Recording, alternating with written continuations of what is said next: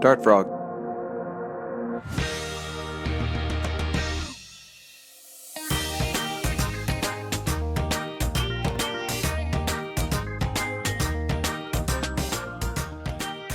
Howdy, folks, and welcome back to Not Your Mother's Goose, your audio home for jokes about the gingerbread man and contests won by people named Stacy.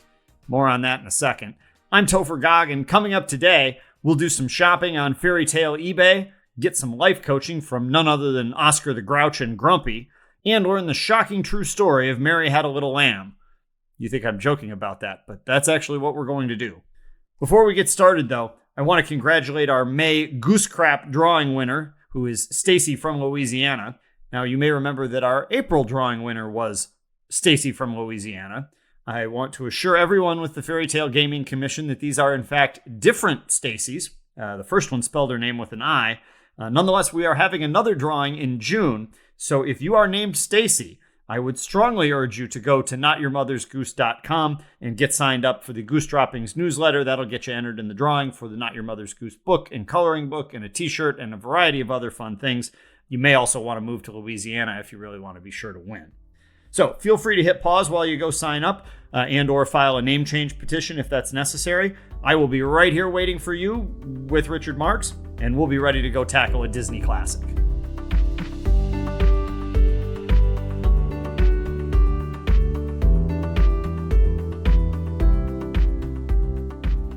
Lady and the Tramp. The whole good girl chases bad boy storyline is everywhere in Hollywood, leading to, shall we say, varied results for the characters. But before you can get to the bad boy of movies, James Dean, or the bad boy of sausage sales, Jimmy Dean, for that matter, you have to start with a seminal film of the genre, and that's Lady and the Tramp, which, just as an aside, originally comes from a story in an issue of Cosmo. Seriously. Now, in the movie version, we meet a delightfully prim and proper Cocker Spaniel creatively named Lady. Guess that's what you get when your humans are called Jim Dear and Darling. These are definitely the kind of people that use password as a password and 1234 as an ATM pin. We also have Tramp, a rough and tumble character that seems to be kind of like a canine version of Keith Richards. Definitely likes to live dangerously, even to the point of going without a collar. And I think you can say that you won't be seeing Tramp at Westminster anytime soon, referring either to the dog show or the Abbey. If anything, we might see him hanging around out back of the Westminster Arby's around closing time. Our story begins with Lady living the good life, to the point that she's getting her picture posted on Instagram about 20 times a day. But then something changes. The humans suddenly seem far less interested in Lady, and a quickly growing Darling keeps sending Jim Dear out to buy her pickles at odd hours. While Lady's chatting about this with a couple of her other dog friends, Tramp wanders by and drops the bombshell that once this baby arrives, Lady's popularity with the people is going to crash, and she'll drop down their top 40 rankings faster than Casey Kasem can count. Eventually the baby arrives, but it turns out that Tramp's predicted disaster does not materialize. In fact, Lady kind of likes the kid. Who she does not like, however, is Aunt Sarah, who shows up a few weeks later when Jim Dear and Darling decide that this whole raising an infant deal is quite a lot of work, and therefore they should go on vacation and leave the kid behind. Aunt Sarah turns out to not be a fan of Lady either, and thanks to a convincing frame-up by Aunt Sarah's cats, Lady soon finds herself on the receiving end of a lovely new muzzle from PetSmart. The muzzled Lady responds to this by taking off on the run, and Tramp has to come rescue her from a crew of his frat boy stray dog buddies. That doesn't fix the problem of the muzzle, though, and Tramp knows he won't be swapping any spaghetti with his new gal pal until that gets resolved. No matter. They head off to the zoo, which apparently has a beaver on staff, and with the sales gusto of an old Billy Mays commercial, Tramp convinces the beaver that this thing is actually an as-seen-on-TV log puller. The beav lops the muzzle off and heads out for some log pulling, and Tramp and his pidge then depart for a romantic dinner. Well, the previously mentioned spaghetti is definitely a hit, but Tramp might want to consult some of the other chapters of his dating guidebooks as well. Specifically the one that says that after you spend the night with a new gal, you may not want to suggest chasing a bunch of chickens as your activity the next morning. This is in fact good advice even if you're not a dog. That great plan ends first with gunfire, followed by Lady getting snagged by the dog catcher, so big success. Then to add to the fun, The other pooches around the pound spill the beans about Tramp's dating history, which turns out to be rather extensive. By the time Aunt Sarah posts Lady's bond for her, she's ready to change her Facebook status to single. The story then comes to a thrilling conclusion when a giant rat gets loose in the house. And this is a rat that has no particular talent for either mentoring Ninja Turtles or making Ratatouille. Lady does some barking to try to fix things, but that just causes more trouble with Aunt Sarah, who's about ready to go buy another log puller. That leaves Tramp to save the day by offing the rat, which he does, but not without first causing such a ruckus that Aunt Sarah calls the pound and ships him up the river. At this point, Jim Deere and Darling return, from what appears to have been a 3-week excursion to the Seychelles, and Lady guides them to the dead rat to try to explain what's happened. Meanwhile, Lady's pooch friends succeed in crashing the dog catcher wagon and springing Tramp free, and the next thing you know, the humans decide that maybe he should just move in and help with pest control and or spaghetti cleanup. Everybody ends up happy, and the story finishes with a lesson in 8th grade Mendelian genetics as the dog's new litter churns out 3 ladies and 1 tramp. So everybody go and fill out your Punnett squares, then get back to me once you know whose genes are dominant and whose are recessive.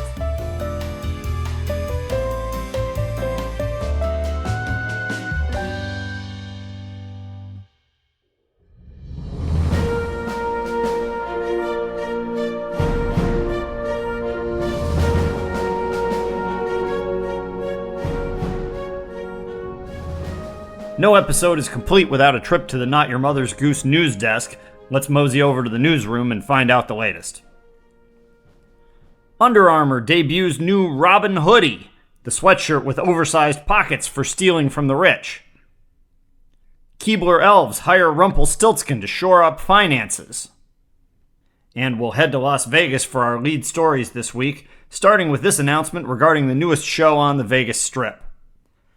Jack Be Nimble joins Cirque du Soleil. With stunts ranging from trapeze virtuosos to a dude running on a giant hamster wheel, not to mention that weird inflatable snail and adult baby in Mystère, you might think that Cirque du Soleil has done it all. But the acrobatic spectacular is at it again, announcing the signing of Jack Be Nimble to jump flaming candles in a brand new Las Vegas show. Jack will headline Cirque Flambé, set to open next spring at the Venetian Resort. Set to a rockin' soundtrack of Little Boy Blue blowing his horn, the show features Jack running and jumping over an 8-foot burning votive that casino officials say will, quote, carry the scent of winning to the back row of the theater. Asked about potential safety concerns, they noted that the big bad wolf will be stationed on the side of the stage, ready to huff and puff and blow out the candle in the event of an emergency. Other performers in the program are yet to be determined, but rumors suggest that organizers are negotiating with Elastigirl from The Incredibles in hopes of taking Cirque's legendary acts of contortion to a new level.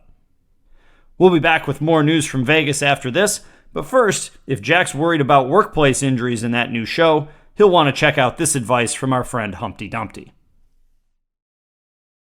I've fallen, and I can't get up. Hey everyone, it's Humpty Dumpty, and that was me not that long ago. When I took my tumble, let's just say that health insurance didn't cover everything. Not only did it take a long time to put me back together again, but all the king's horses and all the king's men were all out of network. Things would have been so much easier if I had only called that duck and gotten Aflac. Now that I've got Aflac insurance, you name the malady, I'm protected. Sprains, strains, cracks, whacks, soft boils, hard boils, poaching, scrambling, or even a bad run-in with a whisk, they cover it all. And thankfully, there were no health questions or even checks for super glue. Be it biting into a poisonous apple or getting your gingerbread body parts chomped by a fox, once you have Aflac, you won't have to worry about unexpected bills from a fairy tale catastrophe. Whether you're taking the axe to the beanstalk or getting chased by a one-handed pirate, come to think of it, you should call them. You guys cover crocodiles, right? Anyway, from spinning wheel pricks to peas under your mattress, they've got you covered. So don't get the Shaflac, call Aflac. Ask for the Humpty Dumpty accident policy today. Welcome back, and thanks to the award-winning John Johnson for channeling his inner Humpty Dumpty for us there. I'm not sure anything will ever top the real Aflac ad where Yogi Berra said, "If you get hurt and miss work, it won't hurt to miss work." Maybe they could have followed that up with Yogi Bear getting insurance for some sort of picnic basket problem, though I see that he's actually selling Geico on TV these days instead. All right, now back for some more headlines. KFC taps Foghorn Leghorn as latest to play Colonel Sanders. Doggy Daycare regrets new family punch card after 101 Dalmatians arrive. And finally today, we return for more from Las Vegas. Boy Who Cried Wolf wins big at WSOP. Poker has a new world champion this morning as former shepherd Jeff Buchanan, better known as the Boy Who Cried Wolf, bested a field of thousands to take down the latest World Series of Poker main event title. While not terribly successful in his career watching sheep, Buchanan dominated at the tables, running bluff after bluff to his opponent's dismay. "This time I really do have it, honest," he announced time after time, watching frustrated opponents fold their cards to holdings that were actually rubbish. The story then flipped in the climactic final hand, as the boy prattled on about how he really, honestly had a monster hand this time. Poker legend Phil Ivey said he'd heard it once too many and made the call. Buchanan triumphantly flipped over pocket aces and took home the crown. The champ pocketed $7.6 million for the win, which should buy him a nice wolf costume to wear to his next Halloween party. Other well-known players were less successful, as Pinocchio's opponents seemed to always have a read on him, and the big bad wolf was disqualified after eating his cards.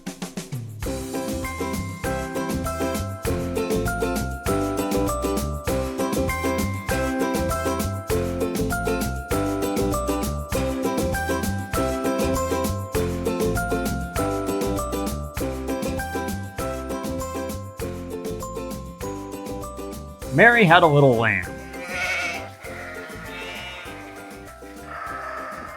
Okay, listen, I can hear you saying, what in the hell are we doing taking the time to explain Mary Had a Little Lamb? I've got that one, thanks. Next you'll be explaining to me that Henry Ford created the assembly line. Well, okay, yes, you've probably got the basics. Mary had a lamb, white fleece, took it to school. Not an approved activity. And then we somehow squeeze out like 4 more verses. And the good news is, of course, not only is Mary a page-turning story, but it's got a rockin' song to go with it. In fact, if you own a piano and someone comes over who does not know how to play the piano but wants to make you think they can play the piano, they are mandated by law to play Mary Had a Little Lamb in C major. E, D, C, D, E, E, E, D, D, D, E, G, G, E, D, C, D, E, E, E, E, D, D, E, D, C. Then they'll try to play Heart and Soul, which will not go so well. But today, I'm actually going to go Paul Harvey on you with the rest of the story, and I do apologize because I know nobody is listening to this show to actually learn something, and you may just want to skip ahead. But would you believe me if I told you that Mary Had a Little Lamb is actually more or less true? Because apparently some people would. A lady named Mary Sawyer from Massachusetts claimed that she nursed an abandoned lamb back to health in the early 1800s, and the lamb liked her so much that it followed her around like a puppy dog, and then her brother told her to take it to school, so she did, and hid it under the desk for the day until she got busted when it started bleeding. Now, I will admit that at first that story seems completely implausible, but when you listen more closely, you realize there is one detail that does ring true. And what detail is that? It's the one where she says it was totally her brother's idea. Now, buckle up, because there's more. Supposedly, Mary's friend John then wrote the poem and DM'd it to her the next day, and it took on a life of its own from there. Records do show a version being published in 1830, but that's attributed to somebody named Sarah from New Hampshire, who was also involved in making Thanksgiving a holiday. And for what it's worth, Mary didn't come forward to say, hey, that story's about me until, 46 years later. So do keep that in mind the next time your neighbor claims he's actually D.B. Cooper when he gets a parachute stuck on his chimney. Thus, we end up with a huge debate about who wrote the poem, because Mary claims that Sarah stole it from John, but Sarah claims that she made it up herself and that Mary is trying to fleece everyone. It's not quite the current controversy about who may or may not have invented Flaming Hot Cheetos that I just read about in People magazine, but we're trying here. The hullabaloos about both the truth of the story and the source of the poem continued on for years, with the town of Sterling, Massachusetts doing its best to claim that it was the home of Mary's school, so you should definitely come visit and also stop in the gift shop. But then, just to add to the drama, we bring in another character, and that, of course, is Henry Ford. You think I'm kidding because I made a Henry Ford joke earlier, but no. The real Henry Ford, became a part of a historical debate about the veracity of Mary Had a Little Lamb as he rolled into town in the 1920s, bought what was left of Mary's supposed schoolhouse, moved it to a different town in Massachusetts that also starts with S, and then wrote a book about the whole thing. I am not kidding, unless the internet made it up, but it apparently is true. Look it up for yourself, but do grab a bag of Flamin' Hot Cheetos first.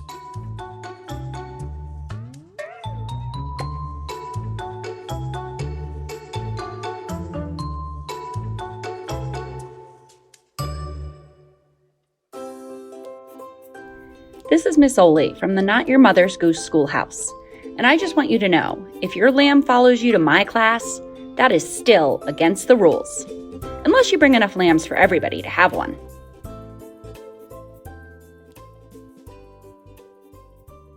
Alright, it's once again time for one of our favorite segments, Movie Before and After, where we jam two movie titles end to end to create a new show. What do you get when you cross Robin Hood with JAG lawyers in the U.S. Marines? Simple. You get a few good men in tights. We begin our show by meeting disillusioned JAG lawyer Lieutenant Dan Caffey, not to be confused with the Lieutenant Dan from Forrest Gump, who travels to Nottingham, tasked with defending Lance Corporal Robin Hood and Private Little John in a court-martial for crimes of fashion, and also for stealing. And most importantly, since we're in England, we get Tom Cruise in a ridiculous barrister wig. Also starring Jack Nicholson, Kevin Bacon, Kiefer Sutherland, and Demi Moore as Demaid Moran, don't miss the climactic courtroom confrontation between Lieutenant Caffey and the Sheriff of Nottingham. Accused of secretly masterminding Robin Hood's plan to feed starving peasants by stealing from a local bakery, Sheriff Jessup admits that he did, in fact, order the code bread. The movie marks the return to the big screen for Nicholson, who was spotted reading scripts while bored at a Lakers game earlier this winter. He told reporters that he selected this project over an alternative script revealing military secrets about UFOs titled A Few Good Men in Black, mainly because he figured the public can't handle the truth just yet. And now we'll squeeze in a Not Your Mother's Goose limerick. A fellow named Jack from Nantucket climbed with Jill to go fill up his bucket. He took a big spill and fell down the hill, grabbed his head as he yelled out, "Oh, darn."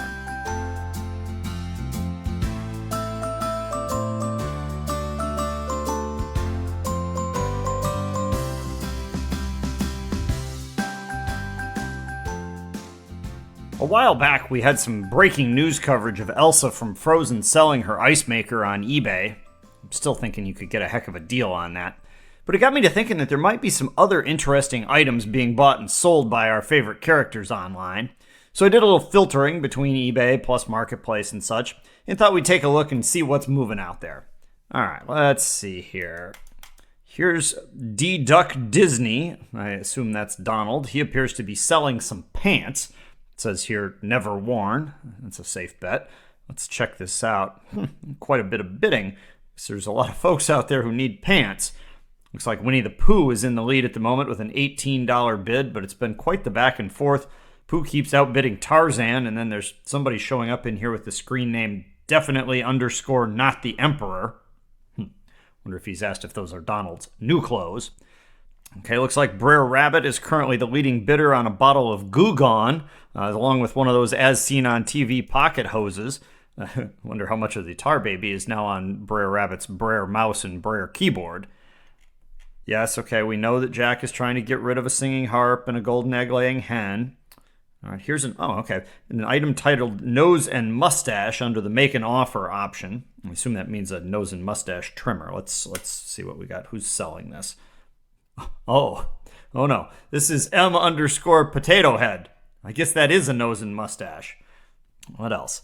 Looks like the old woman in a shoe is bidding on every listing of odor eaters that I see on here. We've got a buy it now for a case of Red Bull being sold by the Energizer Bunny. Well, talk about things that people don't really need. That makes sense. Here's an auction. What is this? Giant bag of white marbles. Okay, all right. Well, I guess if you like to play marbles, that could be good. Free local pickup. That's nice. Who's got the leading bid? Oh, Hungry Hippo 27. All right, never mind. We're not going to win that one. All right, we got some more clothing sales. It looks like BB underscore Wolf underscore 2 is selling a granny bonnet and muumuu combo. condition good with some teeth marks. Guess that BB Wolf 1 must have already been taken by the Three Little Pigs version of the Big Bad Wolf. Another lightly used item here. This is from someone calling themselves Witch in Woods. It's an easy bake oven, says large enough for a small child. Oh, okay, large enough for a small child. Hello, Hansel and Gretel. We've also got someone named Mary selling frozen lamb chops. Not sure what that is about. Tin Man selling a can of WD-40. I hope that's in the used listings. Oh, speaking of the Three Little Pigs, looks like Little Pigs _3 is offering a package of, quote, assorted home building materials. Definitely going to want to check the description on that and make sure you're not getting sticks or straw. And there's a question on that listing. Oh, it's Witch in Woods is back asking, do the building materials include gingerbread or candy? Fair question. Oh, looks like the hair has a listing in the memorabilia department. This is like, when those athletes start selling off their championship rings and so on to make extra cash. What's he got? 2023 Chicago Marathon Championship Trophy will ship as soon as I win it. I suppose if you're the bidder who wins that auction, you might want to set up near the finish line with an alarm clock. All right, well, that should be enough to drain your PayPal account for the time being. Just whatever you do, please don't outbid me on the spot remover that Cruella de Vil is selling, though I suspect I might be using it a little differently than she will.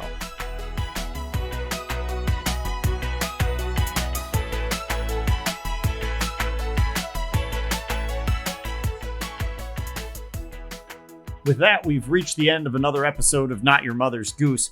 We'll have Rapunzel's Jukebox back for you next time. Andrew Mitchell's been resting up the vocal cords, and possibly the kazoo, so he'll be back and ready to go.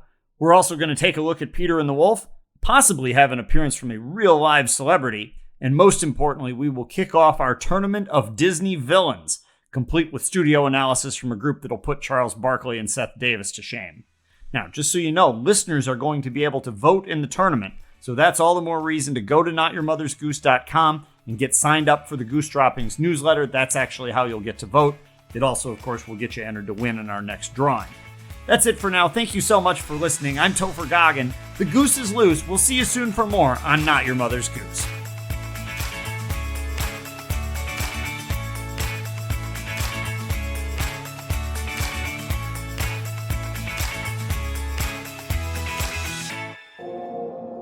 Dart Frog.